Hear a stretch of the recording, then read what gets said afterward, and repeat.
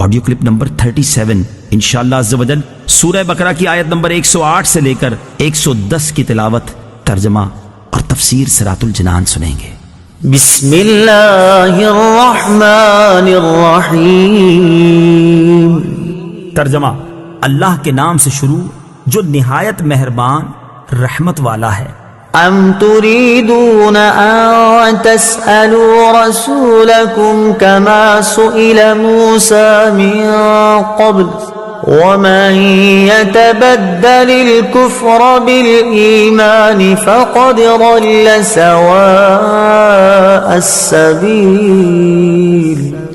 ترجمہ: کیا تم یہ چاہتے ہو کہ تم اپنے رسول سے ویسے ہی سوال کرو جیسے اس سے پہلے موسیٰ سے کیے گئے، اور جو ایمان کے بدلے کفر اختیار کرے تو وہ سیدھے راستے سے بھٹک گیا۔ کما سئل موسیٰ، جیسے موسیٰ سے سوال کیا گیا۔ تفسیر صراط الجنان میں ہے۔ اس آیت کی ایک تفسیر یہ ہے کہ یہودیوں نے نبی کریم صلی اللہ تعالی علیہ وسلم کی بارگاہ میں عرض کیا، جس طرح حضرت موسیٰ علیہ السلام تورات لے کر آئے تھے، اسی طرح آپ بھی ہمارے پاس ایک ہی مرتبہ سارا قرآن لے آئیں۔ بعض نے یوں کہا کہ ہم آپ پر اس وقت تک ایمان نہیں لائیں گے جب تک آپ اللہ تعالیٰ اور فرشتوں کو ہمارے سامنے نہیں لے آتے۔ ان کے سوالات کے جواب میں ان سے فرمایا گیا، کیا تم یہ چاہتے ہو کہ تم اپنے رسول محمد مصطفیٰ صلی اللہ تعالی علیہ وآلہ وسلم سے ویسے ہی سوال کرو جیسے محمد مصطفیٰ صلی اللہ تعالی علیہ وآلہ وسلم سے پہلے حضرت موسیٰ سے کیے گئے تھے؟ اے یہودیوں، جب میرے حبیب صلی اللہ تعالی علیہ وآلہ وسلم کی نبوت کا درست ہونا دلائل اور معجزات سے ثابت ہو چکا تو پھر ایسے لا یعنی سوال کیوں کر رہے ہو؟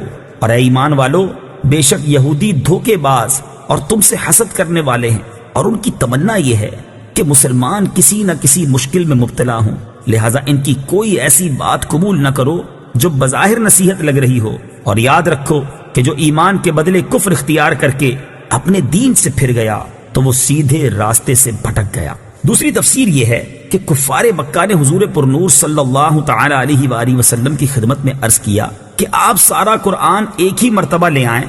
کسی نے کہا اللہ تعالیٰ اور فرشتے ہمارے سامنے اعلانیہ آ جائیں، کسی نے کہا کہ کوہ صفا کو سونے کا بنا دیں۔ ان کے سوالات کے جواب میں ان سے فرمایا گیا کہ تم بھی اپنے رسول محمد مصطفیٰ صلی اللہ تعالی علیہ وآلہ وسلم سے اسی طرح فضول سوال کر رہے ہو جس طرح ان سے پہلے حضرت موسیٰ علیہ السلام کی قوم نے ان سے کہا تھا کہ ہمیں اعلانیہ خدا دکھا دو، حالانکہ آیات قرآنیہ کے نزول کے بعد دوسری نشانیوں کا مطالبہ کرنا سیدھے راہ سے بھٹکنا ہے۔ ود كثير من أهل الكتاب لو يردونكم من بعد إيمانكم كفارا حسدا من عند أنفسهم من بعد ما تبين لهم الحق فاعفوا واصفحوا حتى يأتي الله بأمره ان اللہ علی کل شیء قدیر۔ ترجمہ: اہل کتاب میں سے بہت سے لوگوں نے اس کے بعد کہ ان پر حق خوب ظاہر ہو چکا ہے اپنے دلی حسد کی وجہ سے یہ چاہا کہ کاش وہ تمہیں ایمان کے بعد کفر کی طرف پھیر دیں تو تم انہیں چھوڑ دو اور ان سے درگزر کرتے رہو یہاں تک کہ اللہ اپنا حکم لائے، بے شک اللہ ہر چیز پر قادر ہے۔ ود کثیر من اہل الکتاب، بہت سے اہل کتاب نے چاہا۔ تفسیر صراط الجنان میں ہے، جنگ احد کے بعد یہودیوں کی ایک جماعت نے حضرت حذیفہ بن یمان اور عمار بن یاسر رضی اللہ تعالیٰ عنہما کو معاذ اللہ مرتد ہونے کی دعوت دی۔ ان بزرگوں نے سختی سے رد کر دیا اور پھر حضور اقدس صلی اللہ تعالی علیہ وآلہ وسلم کی خدمت میں حاضر ہو کر اس واقعے کی خبر دی۔ حضور پرنور صلی اللہ تعالی علیہ وسلم نے فرمایا، تم نے بہتر کیا اور فلاح پائی۔ اس پر یہ آیت نازل ہوئی، حسدا، حسد کی وجہ سے۔ تفسیر صراط الجنان میں ہے، اسلام کی حقانیت جاننے کے بعد یہودیوں کا مسلمانوں کے کفر و ارتداد کی تمنا کرنا اور یہ چاہنا کہ وہ ایمان سے محروم ہو جائیں حسد کی وجہ سے تھا۔ اس سے معلوم ہوا کہ حسد بہت بڑا عیب ہے اور اس کی وجہ سے انسان نہ صرف خود بھلائی سے رک جاتا ہے بلکہ دوسروں کو بھی بھلائی سے روکنے کی کوشش میں مصروف ہو جاتا ہے۔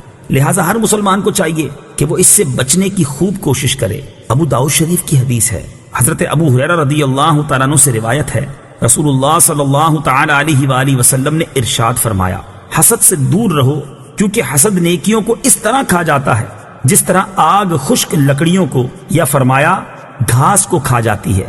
فاعفو، تو تم معاف کرو۔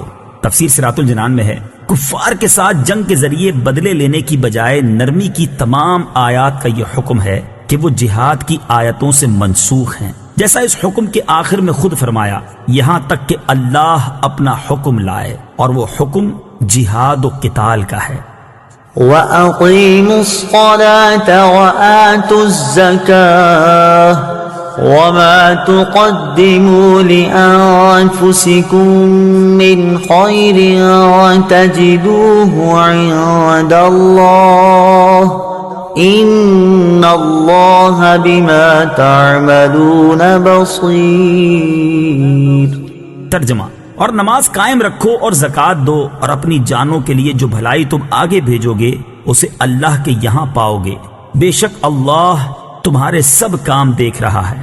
وَأَقِيمُوا الصَّلَاةَ، اور نماز قائم کرو۔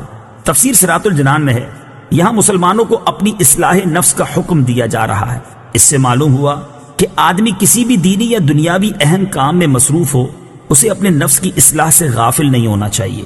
عین حالت جہاد میں بھی نماز خوف کا حکم موجود ہے۔